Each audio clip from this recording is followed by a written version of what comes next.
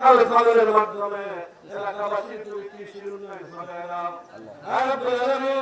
এই খাল খনন কর্মসূচিতে যে সমস্ত সরকারি কর্মকর্তা কর্মচারীবৃন্দ সম্পৃক্ত আছেন, এছাড়াও এলাকার জনগণ যারা সম্পৃক্ত আছেন, আল্লাহ তুমি সকলকে তুমি কবুল করে নাও।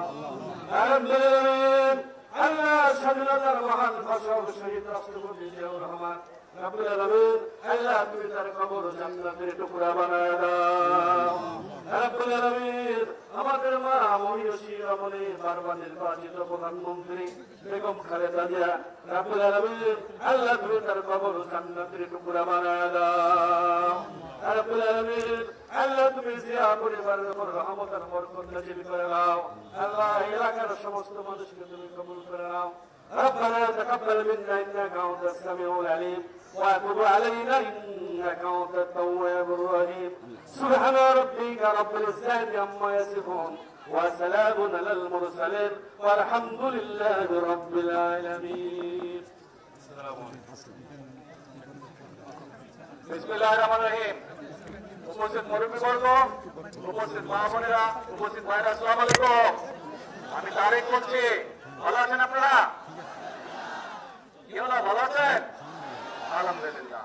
এই যে আজকে এখানে আমরা চৌকিসহ খালটা খাটলাম, এখানে মুরব্বী যারা উপস্থিত আছেন, এখানে যদি কোনো মুরব্বী থেকে থাকেন যাদের বয়স 60-70-এর বেশি বা এরকম বয়স, তাদের নিশ্চয়ই মনে আছে এই খালটা কিন্তু আমার আব্বা শহীদ রাষ্ট্রপতি জিয়াউর রহমান 1979 সালে এটা কেটেছিলেন। মনে আছে? এখানে কোনো মুরব্বী আছেন ওরকম? বাট আপনারা শুনেছেন মুরব্বীদের কাছে এই কথা, মুরব্বীদের মুখে কথা শুনেছেন, এটা জিয়াউর রহমান কাটছিল খাল। এই খালটা আমরা কাটলাম, এটা প্রায় 2 কিলোমিটারের মতো লম্বা এই খালটা। এই খালটা কাটার ফলে যেটা হবে, অনেক সময় অতিবৃষ্টির কারণে অনেক সময় আশেপাশে পানি উঠে, খালটা কাটলে পানিটা জমা হবে। আবার আমরা দেখেছি শুকনো মৌসুমে অনেক সময় পানি পাওয়া যায় না, সেই সময় এই খালে পানি থাকলে কৃষকরা আশেপাশে জমি জমা যাদের আছে চাষবাস করে এই পানিটা পাবে, অর্থাৎ এলাকার মানুষের উপকার হবে এই পানিটা। এই খালে পানিটা থাকলে আপনাদের উপকার হবে। আচ্ছা, তাহলে চলেন আমরা এই খালটাকে পুনর্খনন করি। এই খালের মধ্যে পানি নিয়ে আসি, এই খালের দুই পাশে আমরা গাছ লাগাই, এই খালের মধ্যে মাছ ছাড়ি। তরুণ যুবক যারা আছে, যারা বেকার আছে, তাদেরকে আমরা দেখবো এই খালটা লিজ দেওয়া যায় নাকি, তাহলে তারা এখানে মাছের চাষ করতে পারবে। মা বোনেরা পাশে দিয়ে শাকসবজি করতে পারবে। খালের দুপাশে বড় বড় গাছ লাগাতে হবে, পারবেন ইনশাআল্লাহ।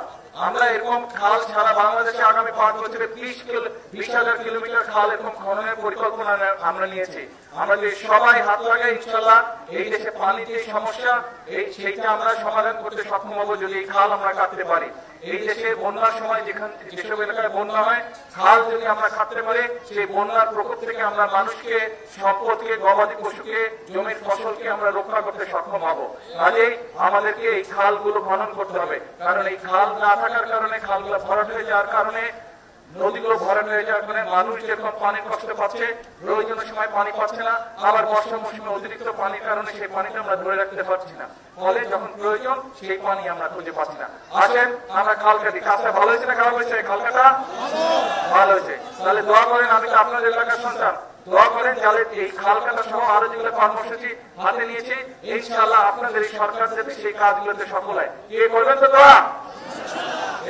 আপনাদের বললে কেমন হয়? দোয়া করবেন ইনশাআল্লাহ। ঠিক আছে, আজকে যাই, আরো কর্মসূচি ইনশাআল্লাহ। এটা তো নিজের বাড়ি, ঘরের লোকজন আপনারা, ইনশাআল্লাহ কয়েকদিন পরে আবার আসবো। দোয়া করবেন। মুরব্বীদের কাছে, মা বোনদের কাছে দোয়া চেয়ে গেলাম। আসসালামু আলাইকুম।